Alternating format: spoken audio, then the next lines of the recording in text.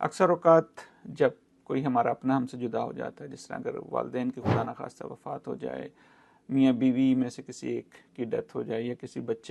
ہمارے بچے کی کسی کی ڈیتھ ہو جائے، یا دوست کی، تو اس کی وجہ سے ایک ایسا خلا دل میں محسوس ہوتا ہے کہ جس کا اظہار کرنا بہت مشکل ہو جاتا ہے۔ کچھ لوگ بہت اداس ہوتے ہیں، بہت غصہ کرتے ہیں، میرے ساتھ ہی ایسا کیوں ہوا۔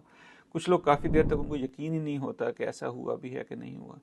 تو یہ جو فیلنگز ہوتی ہیں کہ جو اداس ہونا، پریشان ہونا، غصہ ہونا، غیر یقینی کی کیفیت ہونا، یہ سب نارمل فیلنگز ہوتی ہیں۔ لیکن اکثر اوقات دیکھا گیا کہ کیا گیا ہے کہ ہم لوگ یہ کہتے ہیں کہ معاشرے میں کہ بھائی اس طرح نہیں سوچتے، مضبوط رہتے ہیں، روتے نہیں ہیں،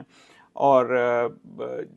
اس طرح کی مایوسی کی باتیں نہیں کرتے۔ لیکن جو ریسرچ یہ شو کر رہی ہے کہ اگر ہم اس دکھ کو، اس درد کو، یہ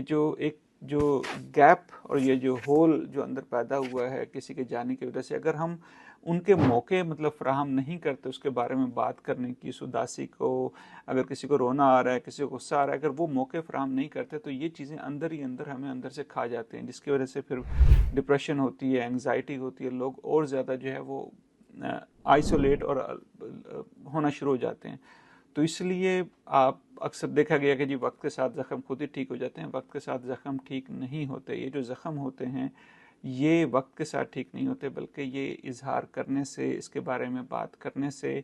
اور اس کے بارے میں اپنے دوسرے لوگوں کو شیئر کرنے سے یہ زخم جو ہیں وہ آہستہ آہستہ مندمل ہو جاتے ہیں۔ اپنا بہت سا خیال رکھیں۔ اللہ حافظ۔